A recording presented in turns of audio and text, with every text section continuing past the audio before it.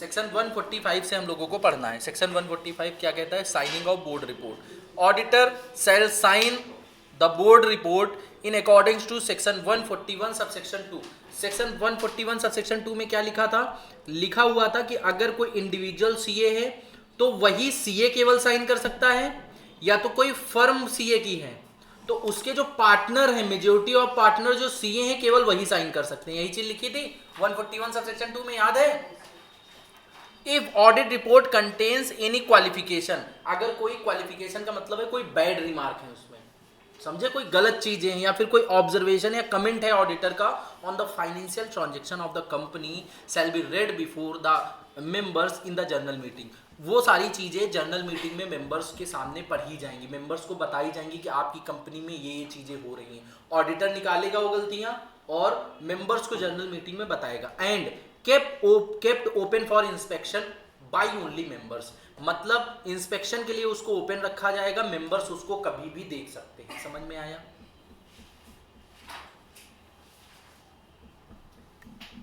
Clear? Section 146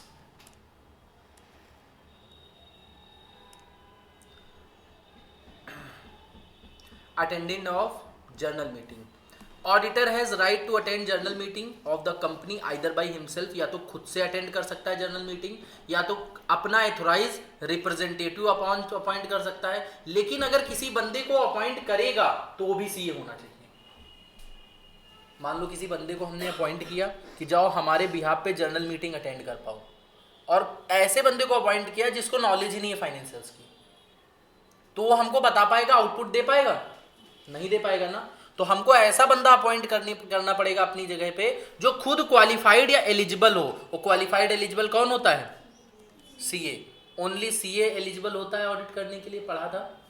become auditor shall has right to hear in general meeting matter relating to auditor. Auditor से related जितने भी matter होंगे वो ये वाला जो दूसरा उसका रिप्रेजेंटेटिव है वो पढ़ सकता है, सुन सकता है। समझ में आया? 146 145 दोनों सेक्शन पढ़ लो, छोटे छोटे सेक्शन है, कोई डाउट हो तो पूछ लो। 142 सबसेक्शन 2 का रेफरेंस है तो प्रीवियस उसमें पेज में जाके 141 सबसेक्शन 2 देख सकते हो, हमने बता दिया है हालांकि।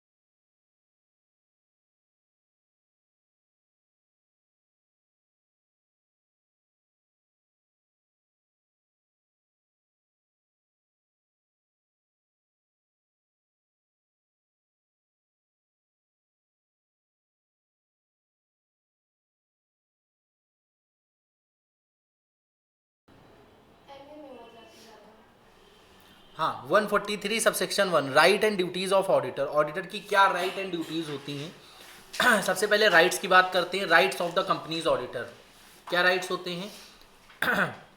Effective discharge of duties on the part of the auditor required certain rights and power which are legally protected. कुछ राइट्स एंड पावर्स उसकी होती हैं जो लीगली प्रोटेक्टेड होती हैं, जो कंपनीज एक्ट 2013 के अकॉर्डिंग ही होती हैं। उसके कुछ स्टैच्यूटरी राइट होते हैं, स्टैच्यूटरी का मतलब लॉ के अकॉर्डिंग उसको राइट दिए गए हैं। सबसे पहले inspection of books of accounts and voucher.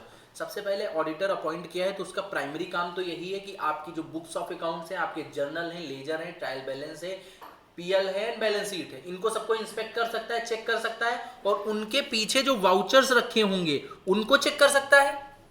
मान लो आपने टेलीफोन एक्सपेंसेस लिखे हैं तो इसका वाउचर दिखाओ कहाँ है, चेक कर सकता है।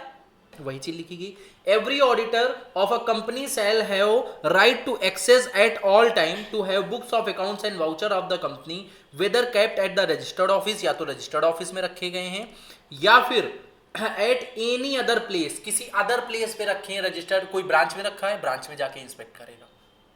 आपके घर पे बुक्स ऑफ अकाउंट रखे हैं घर में घुस के इंस्पेक्ट करेगा।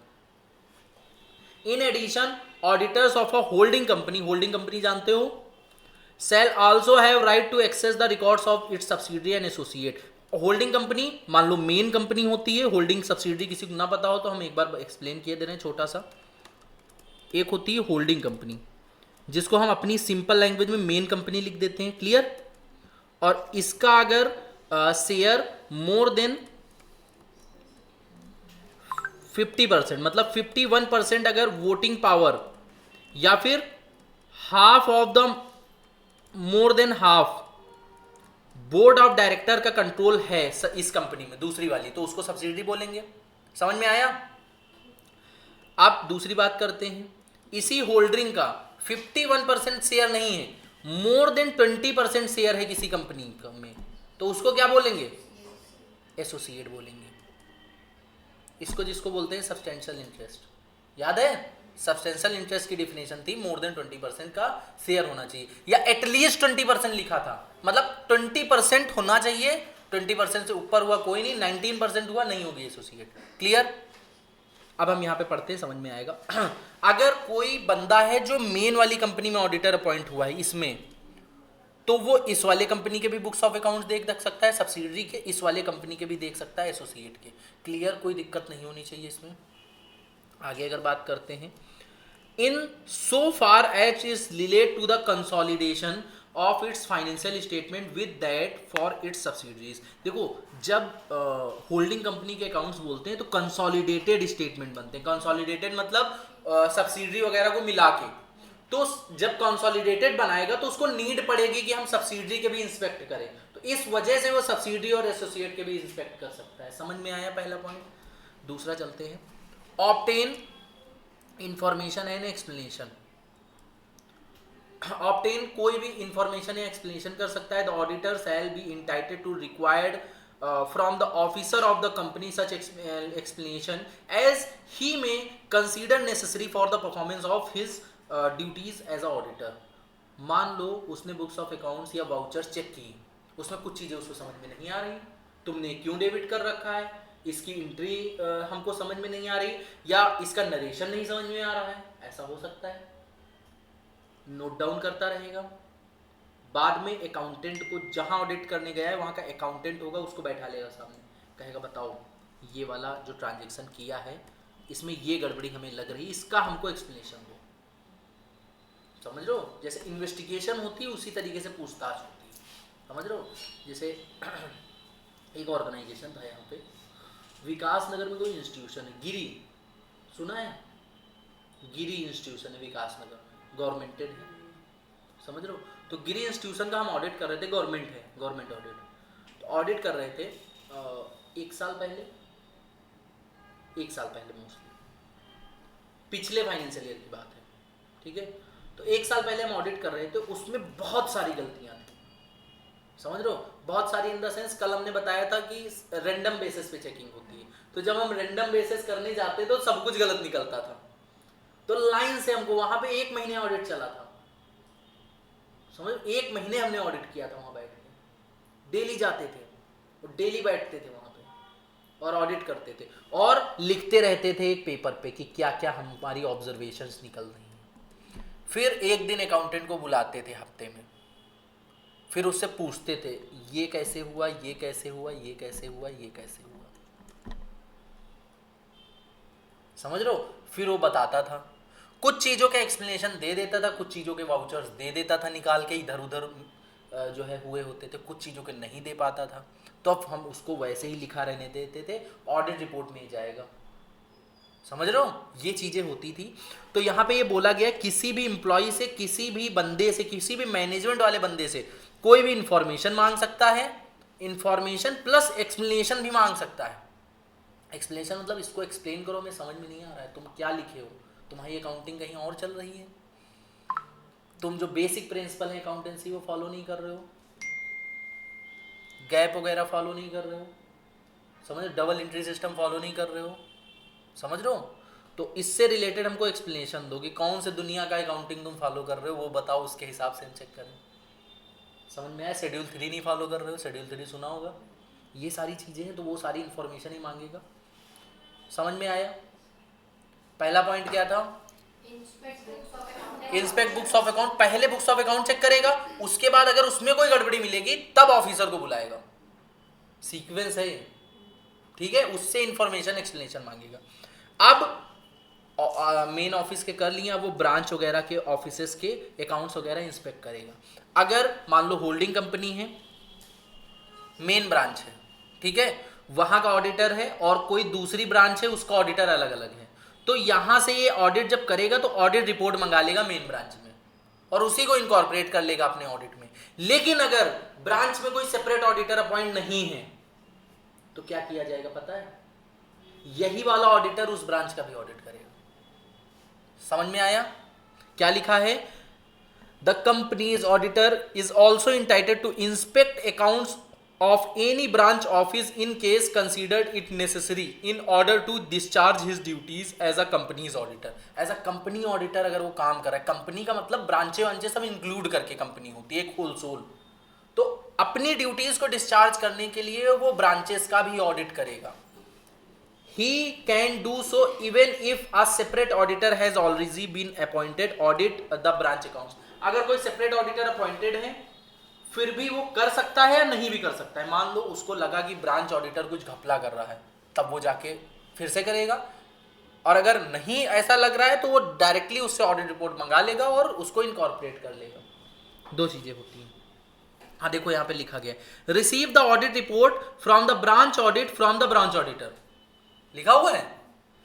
इन case of separate auditor has been appointed to the audit of the branch accounts, the company's auditor has to write to receive the branch audit report from the branch auditor so appointed to use is prepare the overall audit report। अभी बताया, जो final audit report बनाना है उसको, उसमें वो incorporate कर लेगा branch वाली ऑडिट रिपोर्ट को और मिला के बनाएगा कंसोलिडेटेड ऑडिट रिपोर्ट। समझ में आया। sign the audit report and other document, the company auditor has right to sign the audit report or sign to certify any other document company according with the provision of subsection 2 of the section 141। Sign कैसे करोगे, अगर individual हो तो CA sign करेगा individuals की, अगर firm है तो उसके मेजोरिटी ऑफ पार्टनर जो सीए केवल वही साइन कर सकते हैं एज पर सेक्शन 141 सबसेक्शन 2। याद है, अभी 2 बार पढ़ा चुके हैं वो भूल जाते हो हैं। कैसे बच्चे हो तुम लोग, कैसे काम करोगे, कैसे पास होगे। तो सर बाकी सब सही है, पास होने मत बोला कीजिए, है कि नहीं। बिल्कुल दिल पे लगती है ना बात कि पास होने पे बोल दो। अगर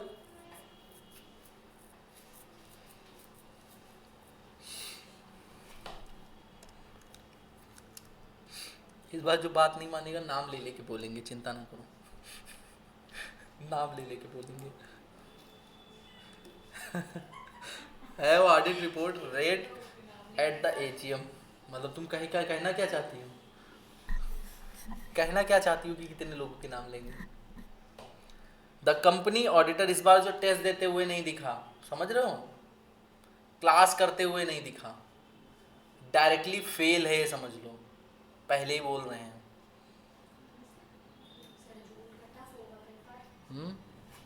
The company auditor has right to have the report read before the company in the journal meeting। देखो जर्नल मीटिंग से पहले ये ऑडिट रिपोर्ट जो है आपका एजीएम में जो है रीड की जाएगी।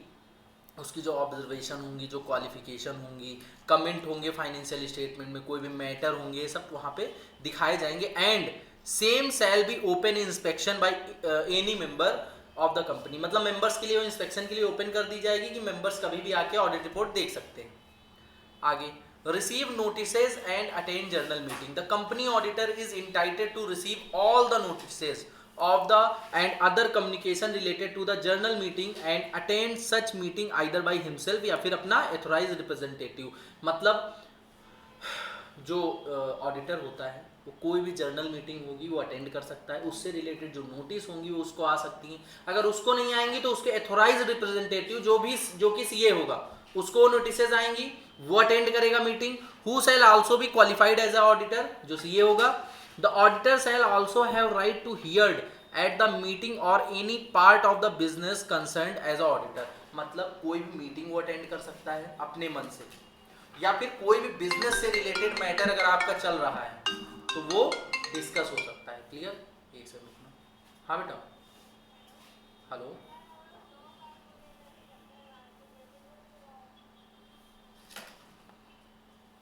अच्छा तो फोन नंबर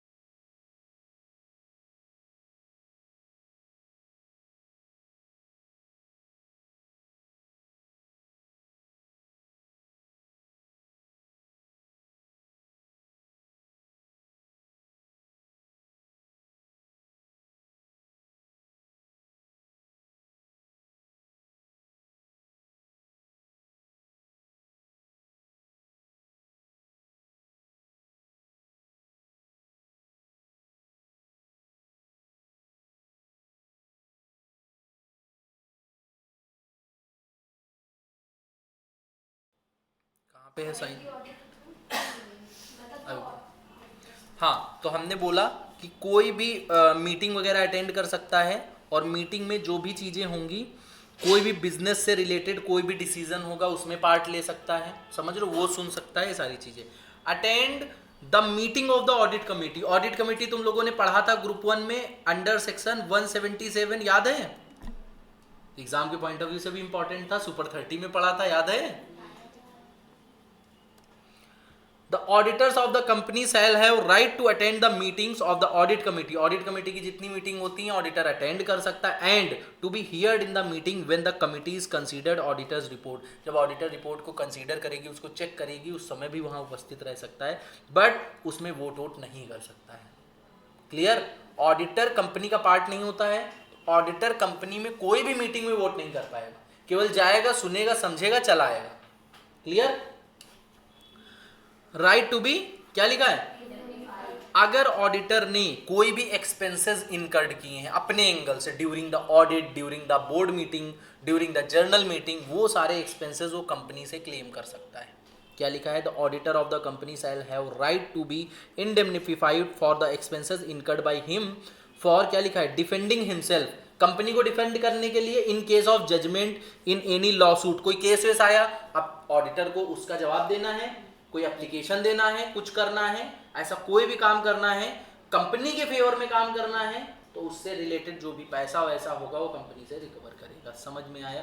क्या बता रहे थे? साइनिंग वाला साइनिंग वाला सेक्शन 141 सबसेक्शन 2 में बताया गया, इसमें बताया गया अगर कोई इंडिविजुअल सीए है तो वो साइन कर देगा रिपोर्ट पे। अगर कोई फर्म है तो इसके मान लो 5 पार्टनर हैं, तो पांचों में जो सीए होगा वही साइन करेगा। ओनली सीए साइन कर सकता है ऑडिट रिपोर्ट पे। ये क्या कर दिया सर, सीए में क्या करेगा?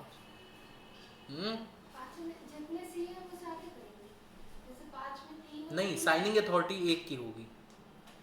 जिस जो मान लो कोई ऐसा ऑडिट आता है, मान लो इसमें सीए में भी है पार्टनर, कॉस्ट ऑडिट आता है तो सीए में साइन कर देगा। समझ लो, इसीलिए जैसे सुनो हम बताते हैं।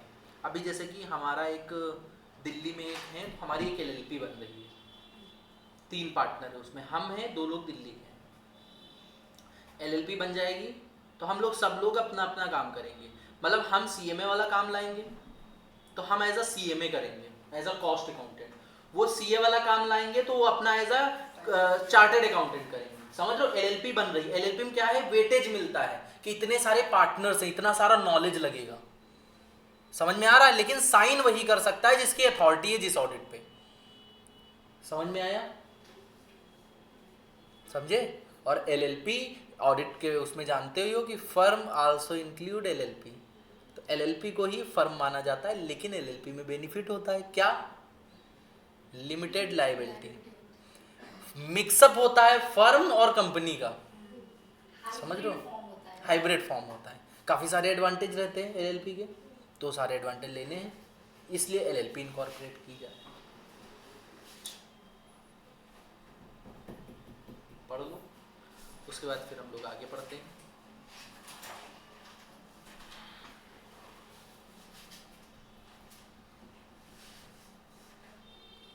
सर ये जो सारे पॉइंट्स के लास्ट में सबके सेक्शन लिखे हैं, याद कर लो।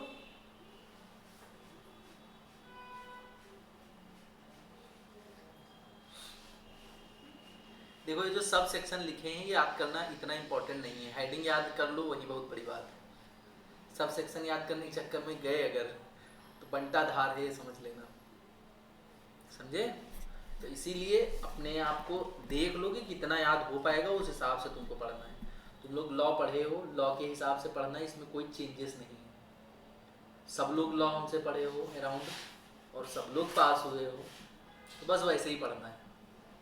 अब की बार लॉ में किसी की एग्जाम्पशन आई?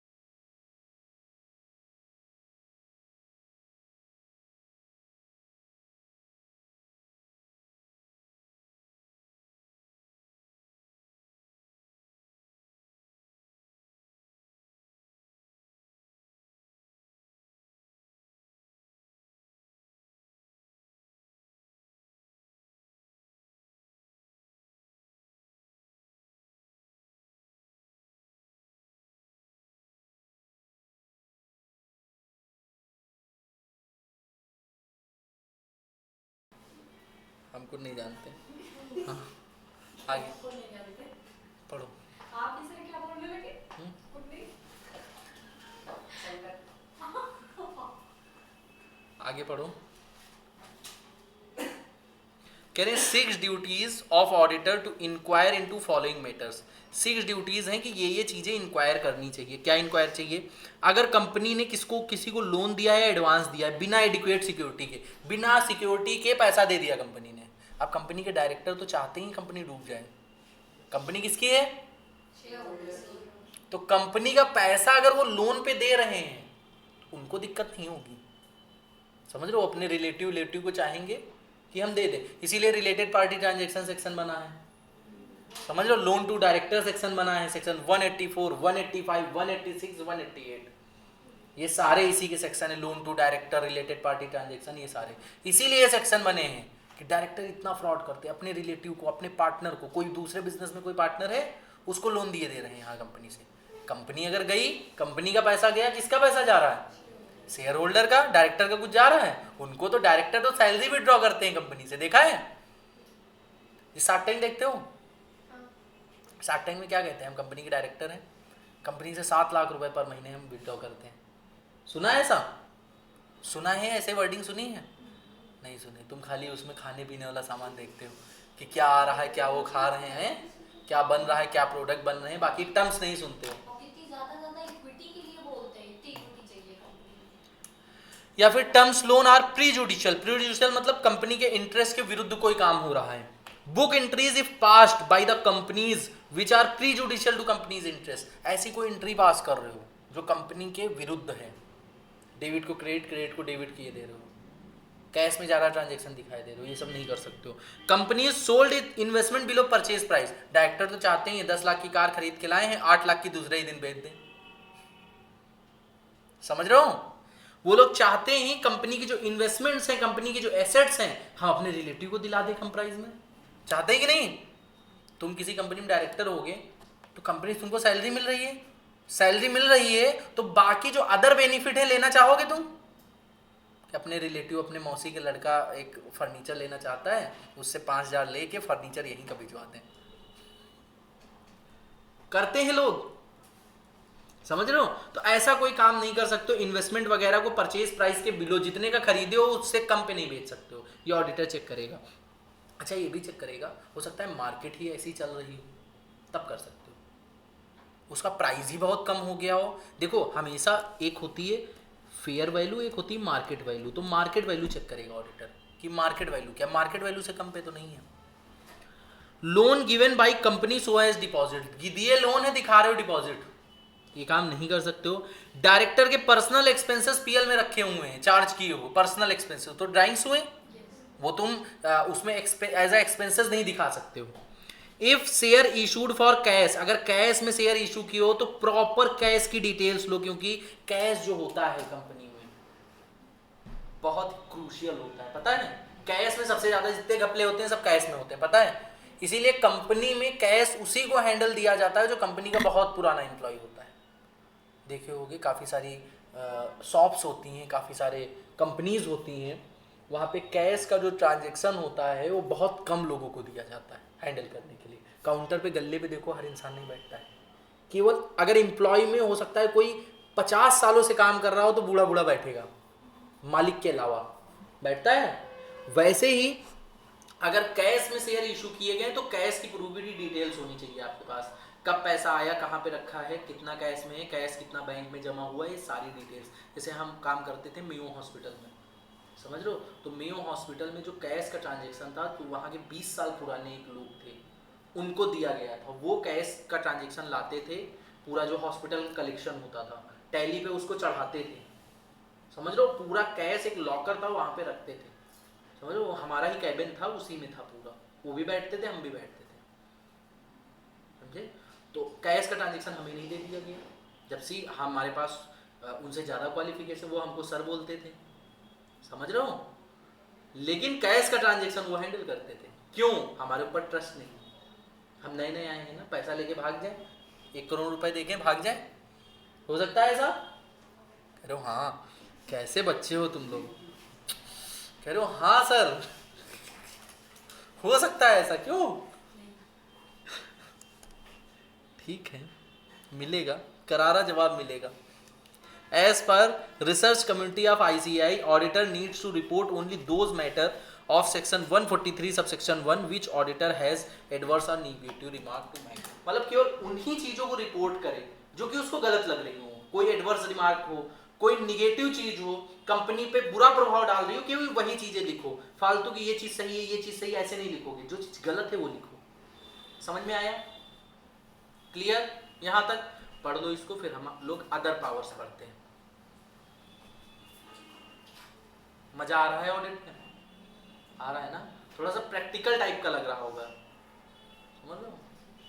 सर ऑडिट में ही पढ़ते हैं लोग कि कैसे ऑडिट किया जाता है। ऑडिट में ही पढ़ेंगे कि ऑडिट जैसे जाते होंगे तो क्या तो यही तो पढ़ रहे हो कि क्या क्या करोगे। पहले तो अपॉइंटमेंट पढ़ा, अब ऑडिटर क्या क्या कर सकता है, समझ रहे हो? ये पढ़ रहे हो, आगे ऑडिट का प्रोसीजर पढ़ोगे, समझे? बाकी प्रैक्टिकल लाइफ में ऑडिट करना हो तो आर्टिकलशिप में करना, समझे? आर्टिकलशिप तो करोगे ना अभी, तब करना, क्योंकि तो जल्दी वो दिन आए, हम तो वेट कर रहे हैं उस दिन का, जिस दिन आर्टिकलशिप ऑफिस में जाएं अपना सज धज के। और क्या, ऑडिट पे जाएं बढ़िया। ऑडिट पे पूजा होती है ऑडिटर की, पता है? ऑडिटर की पूजा होती है नहीं? अच्छा ये बताओ, किसी की दीदी है, दीदी बड़ी जिनकी शादी हो गई हो, हैं? हाथ उठाओ, कितने लोग हैं? जीजा जी आते हैं घर पे? कैसा ट्रीटमेंट मिलता है उनको? कैसा ट्रीटमेंट मिलता है अंशिका? अच्छा, कैसा ट्रीटमेंट मिलता है? वीआईपी ट्रीटमेंट मिलता है, पूजा जाता है, मतलब बढ़िया, मतलब उन्हीं के पसंद का बनेगा, है नहीं? उन्हीं के पसंद का पूरा काम होगा उस दिन, समझ रहे हो? सब लोग, मान लो पापा वगैरह भी होंगे तो घर पे टाइमली आ जाएंगे, जल्दी आ जाएंगे कि कंपनी दे सकें, समझ रहे हो? ये सारी चीजें होती हैं। वैसे ही ऑडिटर होता है। ऑडिटर अगर कंपनी में गया है ऑडिट करने तो सब लोग उसको सबसे पहले मिलने आते हैं, समझे? फिर मान लो थोड़ा बहुत उसने चेक वेक किया, ऐसे करके शॉर्ट में बता रहे हैं। उसके बाद जब लंच वंच का टाइम हुआ होता है तो एक बंदा डायरी लेके आता है, कहाँ से खाएंगे, क्या खाएंगे और कहाँ से खाएंगे, समझ रहे हो? ऑर्डर कर सकते हो तुम कुछ भी, तुम्हारे पास जादुई टेलीफोन दे दिया जाता है तुम्हें। वो कौन सी मूवी थी, जादुई टेलीफोन, चैन कुली की मैन कुली, देखिए? बैट वाली देखिए? उसमें जब वो होटल में जाता है तो उसके बाद जादुई फोन होता है, कहता कुछ भी ऑर्डर कर सकते हो, 10 मिनट में आ जाएगा। याद हुआ? याद आया कुछ? वही वाला जादुई फोन होता है उसके पास, ऑडिटर के पास कुछ भी मंगा सकता है, समझ रहे हो? जैसे ऑडिट पे पहले जाते थे तो वहाँ पे क्या होता था कि होटल वगैरह पहले उन्हीं लोगों का होता था, मतलब वही लोग होटल बुक करके देते थे, समझ रहे हो? होटल बढ़िया वीवीआईपी। उसके बाद में फिर क्या बोलते हैं, फूडिंग एक्सपेंसेस सारे उनके बिल भिजवा देते थे खाने के।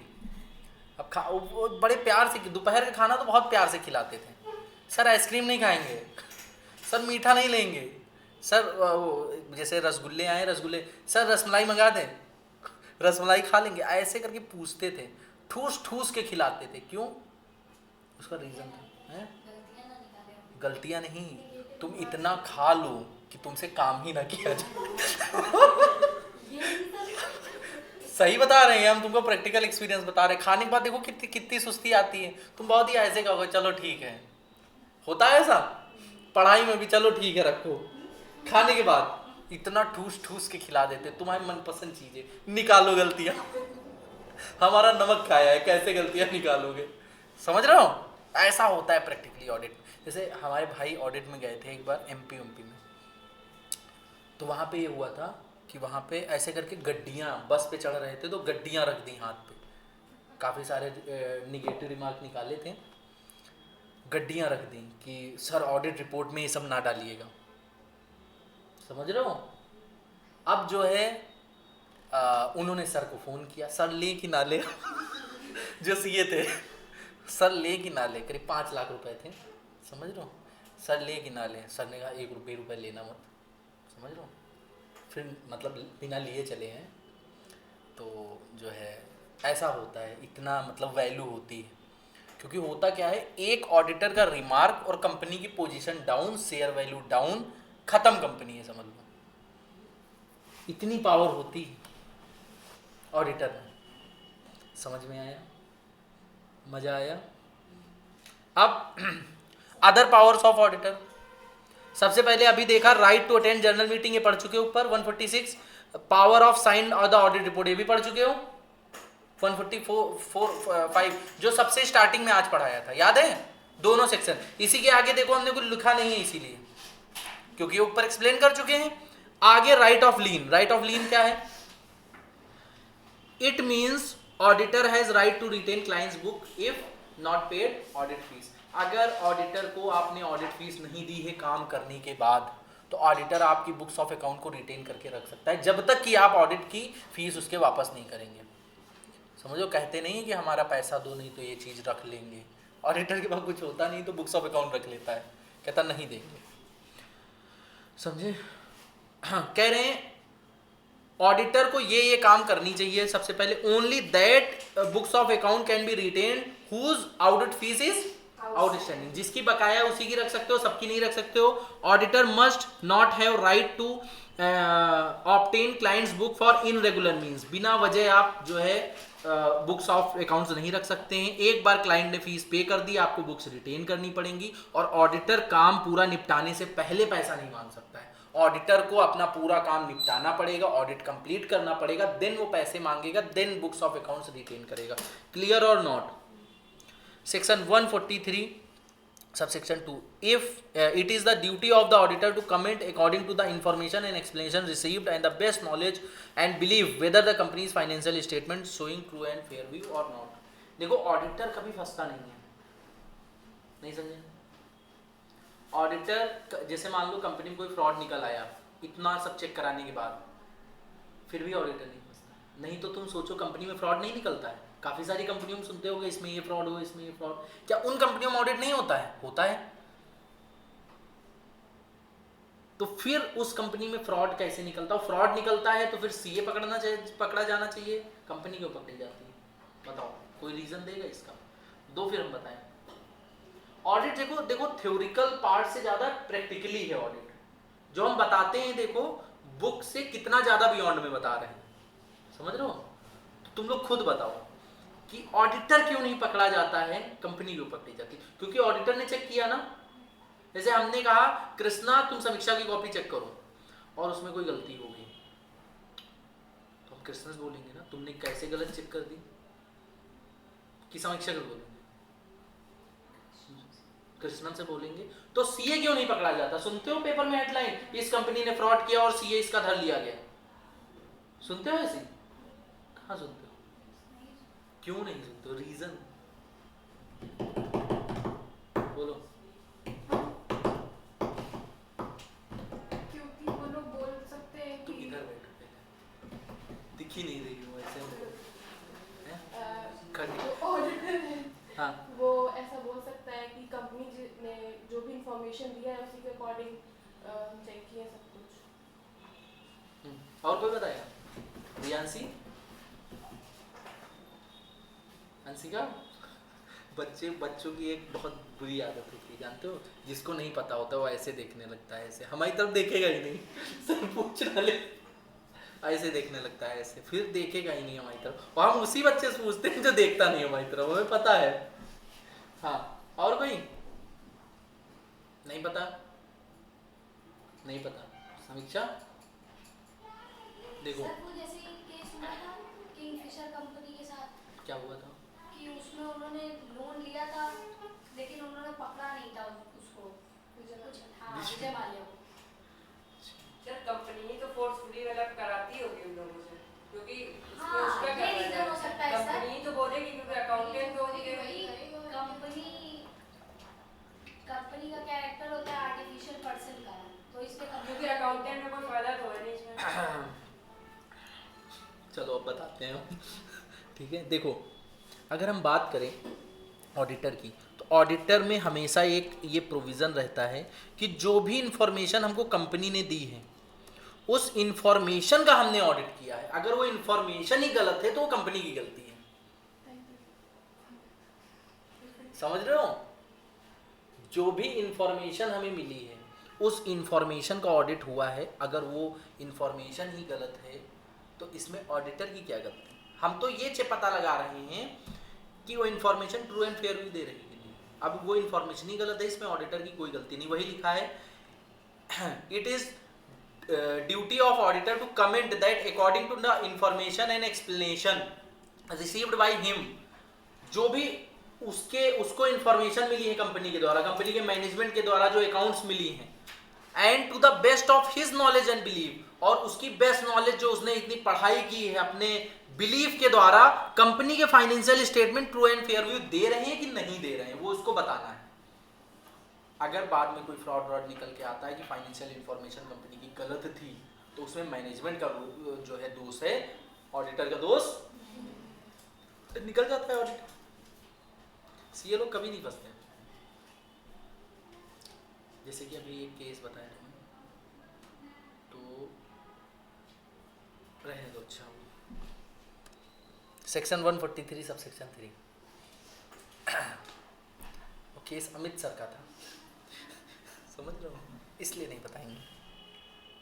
143 sub section 3, duty of auditor to report the following matters. Auditor की ड्यूटी है कि इन मैटर्स पे वो रिपोर्ट करे। सबसे पहले क्या है, इंफॉर्मेशन एंड एक्सप्लेनेशन जो उसको मिली है वो sorry whether all information and explanation which are according to his knowledge were required for the purpose of audit has been sought and obtained him or not। मतलब जो इन्फॉर्मेशन ऑडिट करने के लिए उसको चाहिए थी मैनेजमेंट से, वो उसको मिली है या नहीं मिली है। If not detail thereof, अगर नहीं मिली है तो उसकी डिटेल दो, क्योंकि मैनेजमेंट से हमने जर्नल्स मांगे, वो मैनेजमेंट ने हमको प्रोवाइड नहीं किए, मना कर दिए, तो हम ऑडिट अपनी ड्यूटी परफॉर्म ही नहीं कर पाए।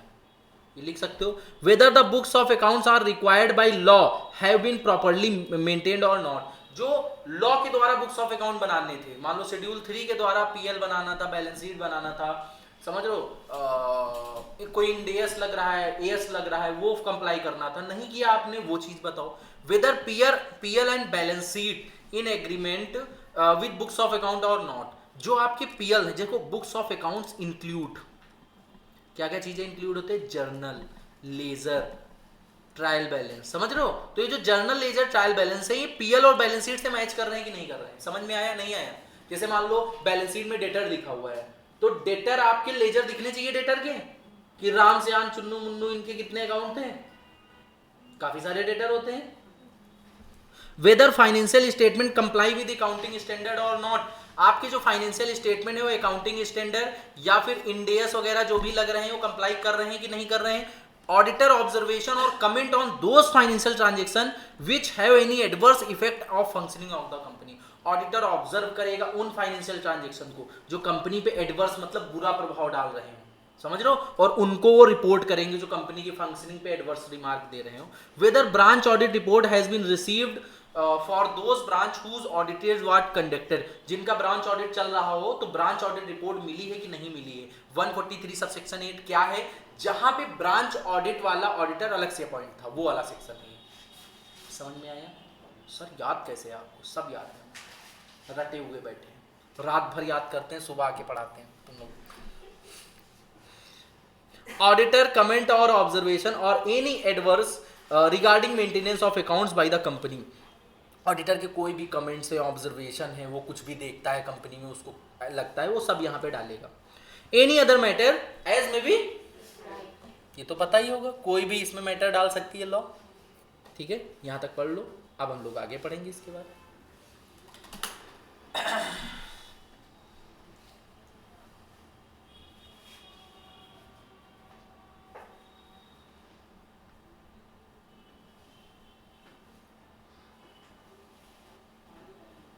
ये वाला चैप्टर जैसे ही खत्म होगा हम लोग टेस्ट ले लेंगे इसका, ठीक है।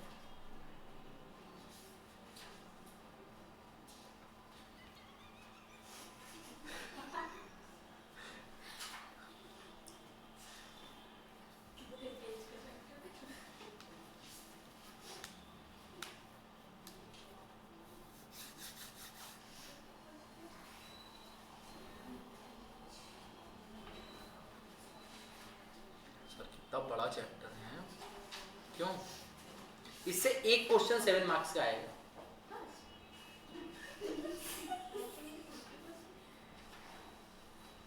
हम झूठ बोलते हैं, पता है तुम्हें?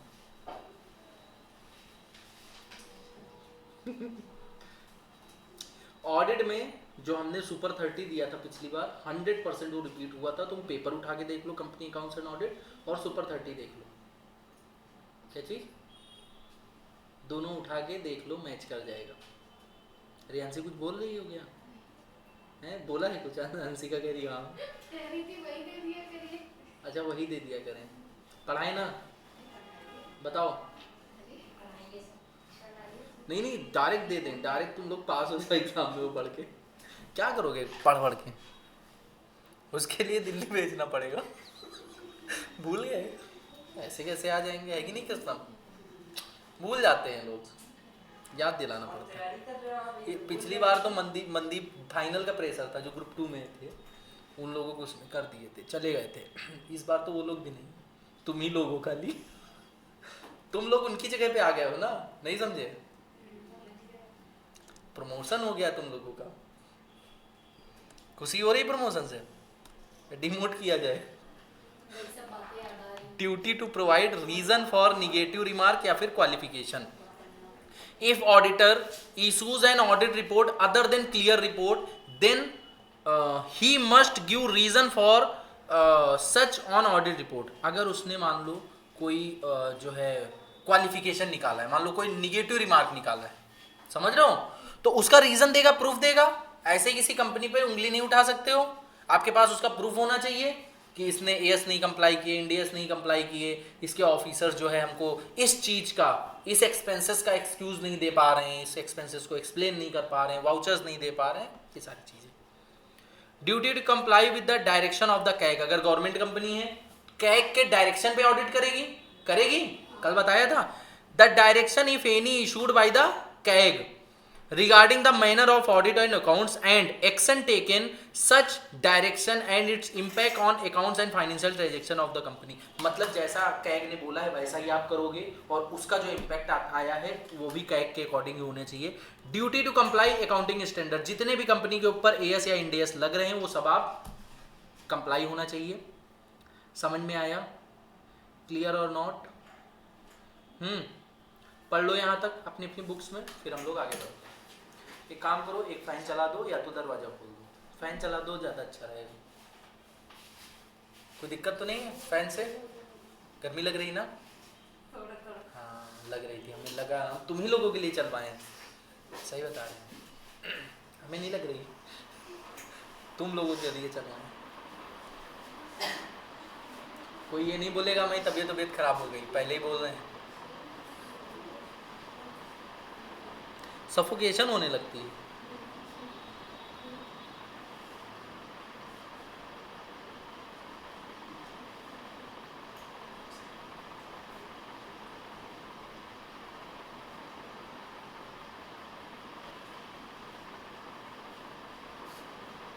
इस बार जितने बच्चे पास हुए हैं इस पेपर में, वो ऑडिट के बदौलत हुए हैं, पता है तुम्हें? कंपनी अकाउंट्स पूरा, और ये सब सोच के क्या गए थे कि कंपनी हम कर लेंगे और ऑडिट क्या करेंगे, थ्योरी थोड़ी कम करेंगे, इतना सारा पढ़ना है, समझ रहे हो? उसका उल्टा हुआ, ऑडिट पढ़ा हुआ आया जो बताया था, वो कंपनी उल्टा आ गई पूरी। ये लोग आके बिल्कुल सन्नगन थे, कहने के पास नहीं होंगे, पूरा बैच पास हो गया, समझ रहे हो? ग्रुप 2 पूरा बैच पास हो गया ऑडिट।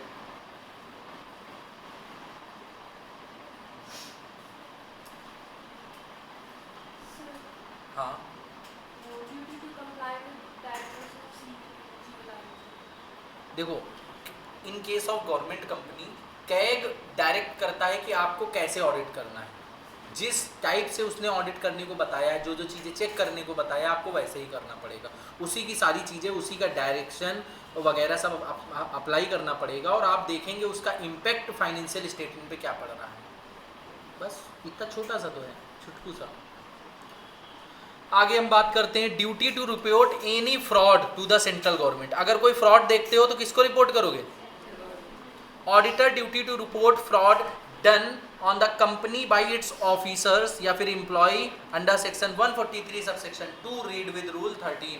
अगर ऑफिसर या एम्प्लॉय ने कोई फ्रॉड किया है तो आप क्या करोगे, सेंट्रल गवर्नमेंट को करोगे अप्लाई। फ्रॉड का अमाउंट अगर 1 करोड़ से कम है, इंडिविजुअली देखा जाएगा, मतलब एक एक फ्रॉड करके, एग्रीगेट करके नहीं देखा जाएगा, 2-3 लोगों ने फ्रॉड किया मिला के 1 करोड़, एक बंदे ने, एक एम्प्लॉय ने 1 करोड़ का फ्रॉड किया। Clear. Auditor shall with in 2 days of the knowledge of the fraud, 2 दिन के अंदर जब से उसको फ्रॉड का नॉलेज हुआ है, किसको इन्फॉर्म करेगा, ऑडिट कमेटी को। अगर ऑडिट कमेटी ही नहीं, मान लो ऑडिट कमेटी वाली जो लिमिट नहीं थी, एरो बनवा के लिखवाया था, वो अट्रैक्ट नहीं हो रही है, तो बोर्ड ऑफ डायरेक्टर को इन्फॉर्म करेगा। क्या इन्फॉर्म करेगा, नेचर ऑफ फ्रॉड, किस नेचर का फ्रॉड है, कितने अमाउंट का फ्रॉड है, और पार्टीज कौन कौन सी इन्वॉल्व हैं, 3 चीजें बोर्ड ऑफ डायरेक्टर या ऑडिट कमेटी को बताएगा। Board of director shall maintain its board report under section 134 sub section 3। अपनी बोर्ड रिपोर्ट में ये चीजें दिखाएगा। क्या दिखाएगा, क्या फ्रॉड का नेचर था, वही चीजें, अमाउंट कितनी इन्वॉल्व थी, पार्टीज कौन कौन सी इन्वॉल्व थी, और रेमेडियल एक्शन लिया गया कि नहीं लिया गया। मतलब कोई एक्शन फ्रॉड उन्होंने लिया और बोर्ड को पता चला तो बोर्ड ने कोई एक्शन लिया क्या नहीं लिया, डिटेल्स ली जाएंगी उस रेमेडियल एक्शन की, कि क्या एक्शन लिया आपने। ऑडिटर को मान लो डायरेक्टर एम्प्लॉय वगैरह को आपने नौकरी से निकाल लिया, उसके ऊपर फाइन लगाई, क्या किया आपने, पुलिस को इन्फॉर्म की। अगर फ्रॉड अमाउंट 1 करोड़ या उससे ज़्यादा है तब क्या करोगे, सेम काम होगा। पहले तो 2 दिन के अंदर ऑडिट कमेटी नहीं तो बोर्ड ऑफ डायरेक्टर को बताओगे। क्या क्या बताओगे, तीनों चीज़ें बताओगे, वही जो पिछले उसमें थी। एंड यहाँ से चेंज हो रहा है, give him 45 days to reply. Audit committee या बोर्ड ऑफ डायरेक्टर को 45 दिन का समय दोगे रिप्लाई करने के लिए। क्लियर। ऑडिट कमेटी या बोर्ड ऑफ डायरेक्टर, ऑब्लिक लगा है, AC/BOD, ऑडिट कमेटी या board of director. Auditor shall 15 days of receipts of information CG form करेगा फाइल करेगा ADT 4 फाइल। क्या क्या अमाउंट कितनी थी, पार्टीज कौन कौन सी इन्वॉल्व थी, और बोर्ड वगैरह ने क्या क्या रिप्लाई दिया है।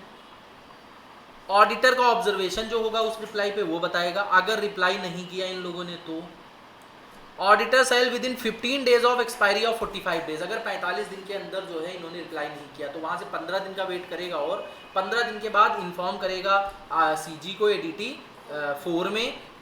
Form ADT 4 shall be address to secretary of the MCA, sent registered post acknowledgement speed post, इनके जरिए ईमेल के जरिए किसी के जरिए भेज सकते हो। It shall be send by auditor letter head जानते हो, लेटर हेड दिखाया था शायद तुम लोगों को, letter head containing auditor address email. Letter head दिखा देते हैं, रुक जाओ। लेटर हेड दिखेगा, ऑडिटर का एड्रेस दिखेगा, उस पर नेम दिखेगा ऑडिटर का, समझ लो। अभी हम तुमको ऑडिटर का एड्रेस नेम दिखाते हैं।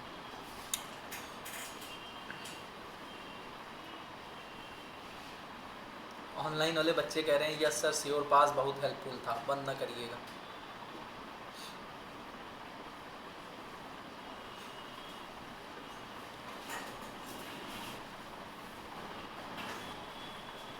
ठंडा ठंडा कूल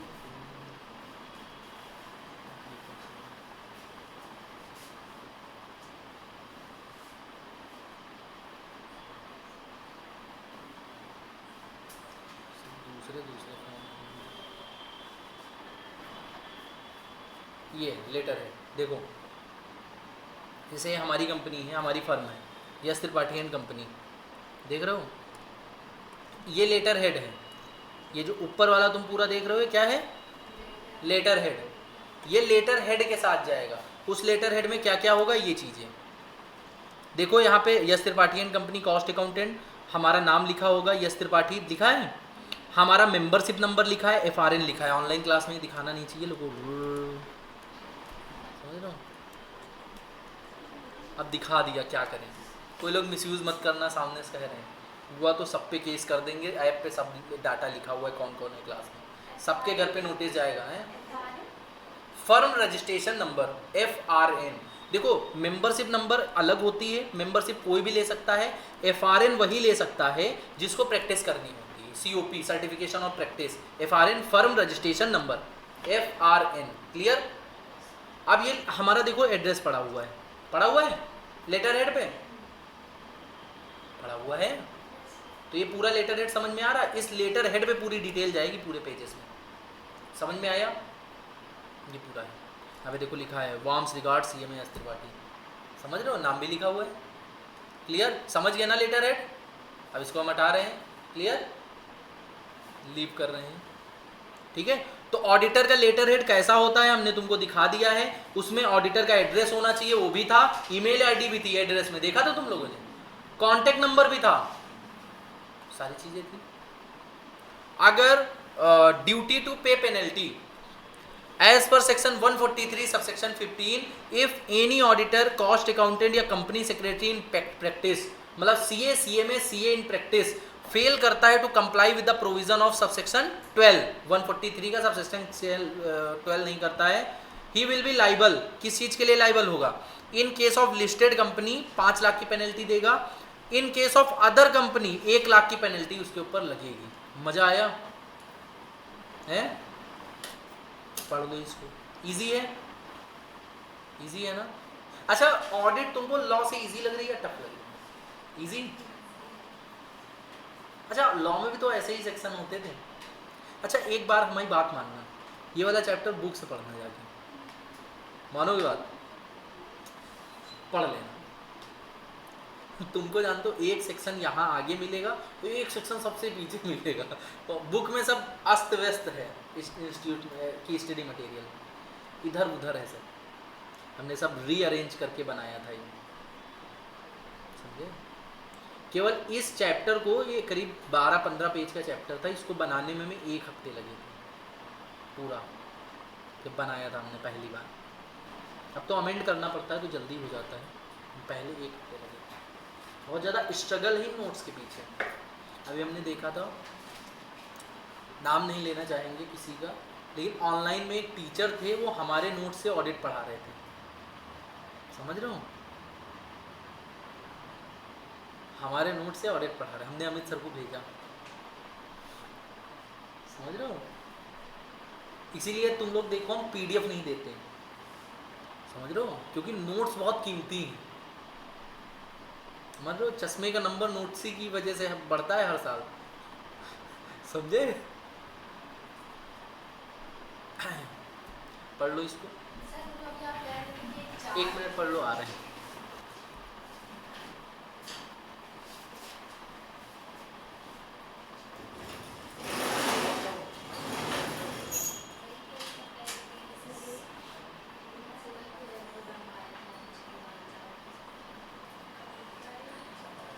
ऑडिट कमेटी के लिस्टेड कंपनी लिस्टेड किए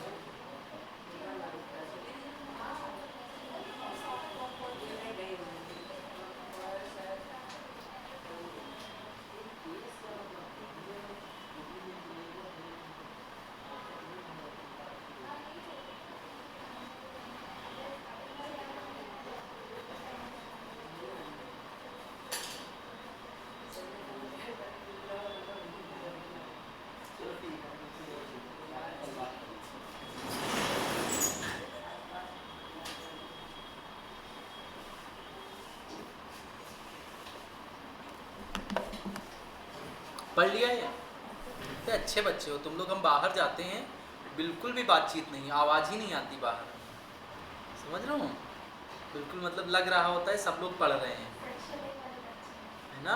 क्या कौन सेक्शन ए वाले बच्चे हो, लगते तो नहीं हैं। रहने दो, क्या ही हम बोले। यहाँ कोई आया था क्या? ये कैसे मार्क हो गया, हाईलाइट हो गया, ये तो हमने किया भी नहीं है? सारे हो गए? नहीं, यही है। किसने किया है? हाँ, अगला सप्लीमेंट्री ऑडिट। सप्लीमेंट्री ऑडिट ये क्या होता है? Supplementary audit applicable only all government company पे होता है। Section 143 subsection 5 to 7। Auditor of the government company are comply to report to, किसको रिपोर्ट करती है? ऑडिट कैग को करती है। Which shall contain the following direction given by CAG if any start of audit. मतलब अगर ऑडिट स्टार्ट करने से कोई डायरेक्शन दिया होता है कैग ने, वो action taken by auditor on the basis of such direction number. जो डायरेक्शन दिया उसके बेसिस पे क्या क्या ऑडिटर ने एक्शन लिया है वो बताओ। Impact of the on the audit of financial statement, उन डायरेक्शन का फाइनेंशियल स्टेटमेंट के ऑडिट पे क्या इम्पैक्ट पड़ा, ये सारी चीजें बताओगे। With in 60 days of receiving the audit report, CAG क्या कर दे सकती है? कैग के पास पावर हो सकती है, कंडक्ट करती है सप्लीमेंट्री ऑडिट। सप्लीमेंट्री ऑडिट होता क्या है कि मान लो कैग ने ऑडिट कर लिया, कैग ने ऑडिट करवाया सीए से, अब कैग के पास ऑडिट रिपोर्ट आई, कैग को लग रहा है अभी भी कुछ गड़बड़ी लग रही है, हो सकता है सीए ने कुछ गड़बड़ी कर दी, तो कैग क्या करेगा? Get more information on the items of the financial statement by appointing one or more person also comment upon the audit report. एक या एक से ज्यादा ऑडिटर को फिर से अपॉइंट कर सकती है उस पर कमेंट करने के लिए, उसको चेक करने के लिए, उसको वेरीफाई करने के लिए ऑडिट रिपोर्ट को। Provided that such supplementary audit report or comments of CAG will be also circulated under 136 to all members laid down in the AGM along with the audit report। Section 136 तुम final में पढ़ोगे, circulation of books of accounts होता है। समझ लो कि जितने भी books of account है कहाँ कहाँ तुम सर्कुलेट करोगे, ऑडिट रिपोर्ट है कहाँ कहाँ तुम सर्कुलेट करोगे, तो ये सारी चीजें मेंबर्स को सर्कुलेट की जाएंगी, एजीएम में रखी जाएंगी, ये सारी चीजें समझ में आया? क्लियर क्लियर क्लियर क्लियर, ठीक है। आगे बात करते हैं ब्रांच ऑडिट। एक हमारा दोस्त था, वो ऑडिट नहीं बोलता था, वो ऑडिट बोलता था। ऑडिट क्या बोलता था? ऑडिट, ऑडिट नहीं कहता था, कास्ट ऑडिट। बलरामपुर साइड में, बलरामपुर जानते हो, वो साइड कास्ट ऑडिट बोलता था। वही याद आ गया, जब भी हम ऑडिट जैसा कुछ पढ़ाते हैं ना तो हमको वही याद आता है, कास्ट ऑडिट। एक बार हम लोग उससे तफड़ी बहुत लेते थे, तो हम लोग ऐसे बैठे हुए थे और वो हाँकता बहुत ज़्यादा था कि हमने ये भी याद कर लिया, वो भी याद कर लिया। हमने पूछ लिया कास्ट ऑडिट का सेक्शन बताओ, देर समझ लो, कह रहा कास्ट ऑडिट कहता कास्ट ऑडिट, ऐसे करते सोचता है काफ़ी देर तक, फिर भी नहीं बता पाता है। आज भी उसको कास्ट ऑडिट से चिढ़ाते हैं, समझो। अब तो बात नहीं होती, वो सीए में बन नहीं पाया, समझ लो। तो सर इसका मतलब कास्ट ऑडिट वाले बच्चे नहीं बन पाते हैं।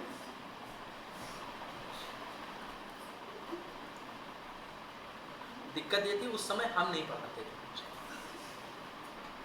समझ लो। हमारे साथ जो पढ़ते थे हमको याद है, हम यहाँ जब मतलब पढ़ाने लगे हैं, टीचिंग स्टार्ट की सीएमए को, तो हमारे साथ वाले जो बच्चे थे उन जो इंटरमीडिएट क्वालिफाई नहीं हुए थे, काफ़ी सारे लोग आके यहाँ पे ग्रुप 1 की क्लास लिए, हम फाइनल क्वालिफाई हो गए। अभी दो अटेम्प्ट पहले की बात है, ग्रुप 1 का पूरा लॉ सब एक बच्चा बुक ले गया, बच्चा क्या वो दोस्ती था हमारा। जब हम फाइनल पढ़ाना भी चालू किए तो एक दो दोस्त फाइनल में थे, तो फाइनल की लॉ की क्लास ली है हमारी, वो साथ ही में लॉ पढ़े थे हमारे, समझ लो। अभी फाइनल का बैच हमने स्टार्ट किया है, ख़त्म पे है ऑलमोस्ट, 4-5 क्लासेस बची हैं फाइनल की, तो उसमें एक भैया थे हमारे, भैया इन द सेंस हमसे 4-5 अटेम्प्ट पुराने, वो भी CMA नहीं बने, उनका शायद कुछ पेंडिंग है।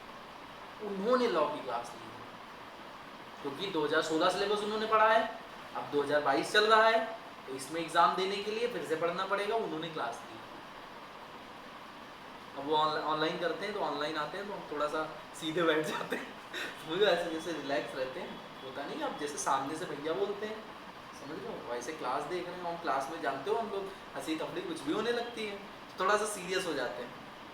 फाइनल वाली क्लास में क्या होता है, ऑनलाइन में म्यूट कर देते हैं जब कुछ ऐसी बात करनी होती है, सुन रहे होंगे, वो रिस्ट्रिक्टेड होके रहना पड़ता है। हम अमित सर से कहें क्लास दे क्यों दी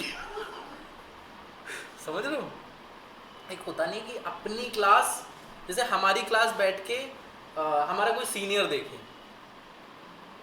वो गलतियां निकालेगा, अरे यार ऐसे ऐसे ये ऐसे कैसे करा रहे हैं, समझ लो वो वाली फीलिंग आती है, होता है ऐसा मजा आता है। लेकिन तो सब कहना क्या चाहते हैं, जो समीक्षा branch audit section 143 sub section 8 दिसंबर में आया है, 19 में, दिसंबर 17 में आया है, सब लिखा पड़ा है सर, इसमें कितनी मेहनत की है आपने, बहुत। Indian branch can be audited by companies auditor or person qualified as auditor under the companies act. जो इंडियन ब्रांच होंगी वो इंडिया का ऑडिटर, मतलब इंडिया का CA ऑडिट कर लेगा, जो फॉरेन ब्रांच होंगी, जो फॉरेन लॉ के अकॉर्डिंग क्वालिफाइड बंदा होगा, फॉरेन लॉ के अकॉर्डिंग जो CA होगा, वहां कोई और डिग्री चलती हो, समझ रहे हो, तो उसके अकॉर्डिंग जो ऑडिटर कहा जाएगा वो ऑडिट करेगा फॉरेन ब्रांच को। क्लियर। अब आता है अपना सेक्शन कॉस्ट ऑडिट। वाह वाह, देखो इस पे क्या लिखा है, दिसंबर 2023, दिसंबर 22 और इसके बाद भी आया दिसंबर 23 में, समझो वो अभी इनकॉर्पोरेट नहीं किया। दिसंबर 22, दिसंबर मतलब हर अटेम्प्ट में आता है, ये हर अटेम्प्ट में एक क्वेश्चन आता है कॉस्ट ऑडिट का, मतलब इसको पढ़ना नहीं है, इसको घोल के पीना है। इसकी अगर एक लाइन भी छोड़ के गए तो क्या इंपैक्ट करेगा एग्जाम में हमको भी नहीं पता। और ये पहले तो हमने बुक में थोड़ा सा डाला था, लेकिन अभी हमने रिसेंटली इसको अमेंड करके कॉस्ट ऑडिट थोड़ा डिटेल कर दिया है इसका। पहले कॉस्ट ऑडिट केवल 2 पेज का था इसमें, अब हमने इसको थोड़ा डिटेल में डाला है कॉस्ट ऑडिट को, जिसमें तुम लोग अपने बारे में डिटेल में पढ़ सको। समझ रहे हो, अच्छा किया ना, बहुत अच्छा किया सर, भगवान आपका भला करे।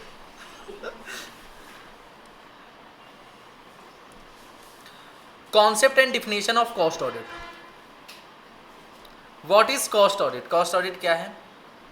कॉस्ट ऑडिट है independent check of cost records and accounts. जैसे तुम लोग बैलेंस शीट चेक करवाते हो CA से, वैसे ही कॉस्ट के रिकॉर्ड्स जो आप मार्जिनल बनाते हो, बजट बनाते हो, स्टैंडर्ड कॉस्टिंग करते हो, लेबर जो है कैलकुलेट करते हो, प्रोसेस करते हो, समझ रहे हो, ये सारी चीजें कौन चेक करेगा? कॉस्ट अकाउंटेंट, CMA मतलब हम लोग। It ensure accuracy of cost data, ये इंश्योर करता है कि कॉस्ट डाटा आपका कितना एक्यूरेट है। प्रॉपर कॉस्टिंग मेथड जो हैं, जैसे प्रोसेस के मेथड्स अलग हैं, मार्जिनल के मेथड्स अलग हैं, स्टैंडर्ड के मेथड्स अलग हैं, वो सारी चीज़ें आप फॉलो कर रहे हैं कि नहीं कर रहे हैं, रेगुलेशन कंप्लाइंसेस कर रहे हैं कि नहीं कर रहे हैं। जैसे AS होते हैं वैसे CAS होते हैं, तुम लोग पढ़े लिखे इंसानों में बताने की जरूरत नहीं है, CAS AS, तो ऐसे CAS होते हैं, तो CAS पूरे कंप्लाई कर रहे हो कि नहीं कर रहे हो, ये सारी चीज़ें होती हैं। Definition, institute of cost accountant of UK, जो UK का कॉस्ट अकाउंटेंट है, it checks the cost accountants whether companies following cost accounting plan. Cost accounting plan जो कंपनी में है वो फॉलो कर रही है कि नहीं कर रही है। कॉस्ट अकाउंटेंट ऑफ इंडिया की क्या डेफिनेशन है? It is the independent examination. अच्छा, ऑडिट हमेशा इंडिपेंडेंट होता है, 10 लोग मिलके अगर वो जो है अगर कोई ऐसा बंदा है जो कंपनी में रिलेटेड है, ऑडिट कर सकता है? नहीं कर सकता है, डिस्क्वालिफिकेशन में आ जाएगा, एज पर सेक्शन 141 सब सेक्शन 3 आ जाएगा। अच्छा, हम हर बात पे सेक्शन क्यों बोलते हैं? जिसमें तुमको याद है, हमें तो याद है, तुम्हें सुनने से याद हो। इसीलिए हर बात में बोलते हैं, और तुम भी जब पढ़ोगे तो ये बोलोगे। अगर तुमने डिस्क्वालिफिकेशन निकला है मुंह से तो 141 सब सेक्शन 3 निकलना चाहिए। समझ रहे हो? देखो सेक्शन कितने अच्छे से याद हो जाते हैं। हमें ऐसे ही याद है, हमने कोई बैठ के अलग से इसको याद नहीं किया है। हम जब पढ़ते भी थे तब भी सेक्शन याद थे। क्यों? क्योंकि हम हेडिंग के साथ सेक्शन पढ़ते थे। हमने डिस्क्वालिफिकेशन ऑफ ऑडिटर पढ़ा तो सेक्शन 141 सब सेक्शन 3 ये पढ़ेंगे। डिस्क्वालिफिकेशन ऑफ जो है डायरेक्टर पढ़ा 164 हम पढ़ेंगे साथ में। समझ लो, ये आदत डालो, हैबिट। आगे बात करते हैं। इंडिपेंडेंट एग्जामिनेशन है कॉस्ट डाटा का एनी प्रोडक्ट या सर्विसेज का जो दे रहे हैं, रिगार्डलेस ऑफ प्रॉफिट मोटिव है या साइज ऑफ द एंटिटी, मतलब प्रॉफिट कितना है उससे मैटर नहीं करता, साइज कितना है वो मैटर नहीं करता है, केवल अपना इंडिपेंडेंट जजमेंट देना है, अपना ओपिनियन देना है कॉस्ट इंफॉर्मेशन के, कि कॉस्ट इंफॉर्मेशन आपकी एक्यूरेट है या नहीं है। कॉस्ट ऑडिट इंक्लूड्स, चेक करोगे आप, चेक क्या करोगे, एक्यूरेसी चेक करोगे कि कॉस्ट अकाउंट्स स्टेटमेंट रिपोर्ट ये सब सही है या नहीं है। वेरीफाई करोगे that all these following correct cost accounting principle procedure and goals follow हो रहे हैं या नहीं हो रहे हैं। Importance of cost audit, cost audit का इंपॉर्टेंस क्या है? Help in decision making. अगर कॉस्ट ऑडिट करवाया है आपने, जैसे कॉस्टिंग एक प्रोडक्ट की बनी कि प्रोडक्ट 10 रुपये में बन रहा है तो 5 रुपये में कैसे बनाया जाए, 8 रुपये में कैसे बनाया जाए, ये कॉस्ट अकाउंटेंट ही बताता है। तो डिसीजन मेकिंग में हेल्प करता है।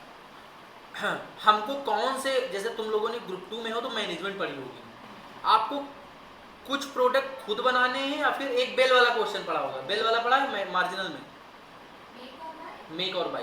बेल वाला पढ़ा था कि एक खिलौने की बेल थी, उसको बनाना है या आउटसोर्स करना है, बाहर से खरीदना है।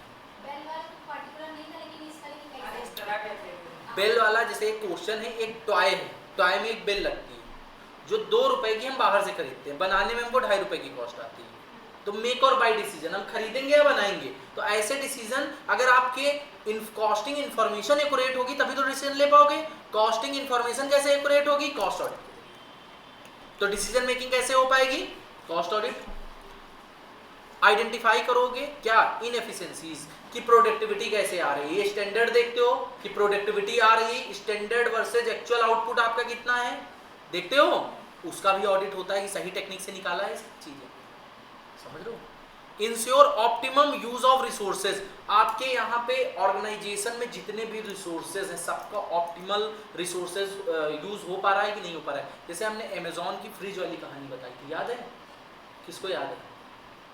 जो बाहर लगाया हुआ था, हाँ। उसने बताया था कि लाइट की एक्स्ट्रा बिल्कुल। कॉस्ट आ रही है। समीक्षा को याद है, बताओ समीक्षा पूरी कहानी। क्योंकि ये होता है रुक जाओ, कि कंपनी बहुत परेशान होती रुक है। जाओ, हाँ आप बोलो।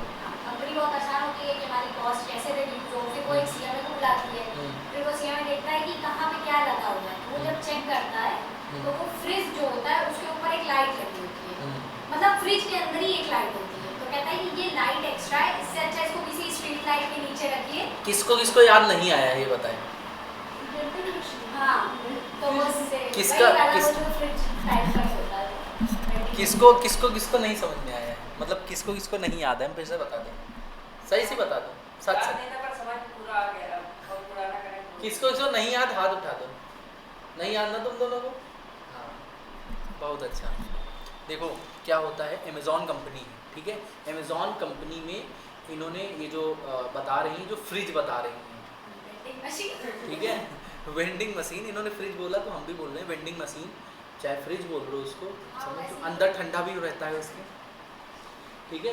तो उसमें सिस्टम क्या रहता है, जिनको नहीं पता है तो हम बताए दे रहे हैं कि उसमें आप प्रोडक्ट सेलेक्ट करते हैं, पेमेंट करते हैं और वो आपका प्रोडक्ट या फिर कोई कोल्ड ड्रिंक वगैरह होती है तो वो निकल आती है, ठीक है, खुलजा सिमसिम वाला सीन रहता है, ठीक है। अब उसमें क्या था, सबसे पहली पहल इसकी अमेज़ॉन ने की थी यूके वगैरह में। तो यूके में जब की तो इसके अंदर एक बल्ब था, देखो अंदर बल्ब जलता होगा इस मशीन के अंदर, जैसे देखो लाइन से इधर इमामबाड़ी की तरफ लगी हुई हैं, हजरतगंज में रोडों पे लगी हुई हैं, देखा होगा, गोमती नगर में लगी हुई हैं, रिवर फ्रंट पे एक लगी हुई है, देखा होगा, समझ लो। तो ये सारी चीज़ें जो हैं क्या बोलते हैं, उसमें बल्ब लगा होता है, बल्ब की कॉस्ट आती है। जैसे एक मूवी देखी होगी बत्ती गुल मीटर चालू, देखिए उसमें एक छोटे से बल्ब की क्या कॉस्ट आती है, रेड रेड कलर का जो ब्लिंक करता है, 0.0004 रुपीज़, लेकिन इंडिया की पॉपुलेशन से उसको इंटू कर दो, प्लस उसको 12 मंथ से इंटू कर दो, साल का खान का टर्नओवर कितना उसका हो जाता है एक रेड कलर के बल्ब का जो ब्लिंक करता है मीटर में। समझ रहे हो, एक मूवी थी बत्ती गुल मीटर चालू, उसमें देखना, ठीक है। तो वैसा ही कुछ सीन था कि अमेज़ॉन वालों को उस समय लोगों के पास इतनी जागरूकता भी नहीं थी कि उस मशीन से सेलेक्ट करके निकालें, तो उनको कॉस्ट ज़्यादा आ रही थी, मतलब लॉसेज हो रहे थे। तो उन्होंने बोर्ड की मीटिंग बैठा ली, पूरा फाइनेंस डिपार्टमेंट है, फाइनेंस डिपार्टमेंट में CMA भी था, समझ रहा हूँ।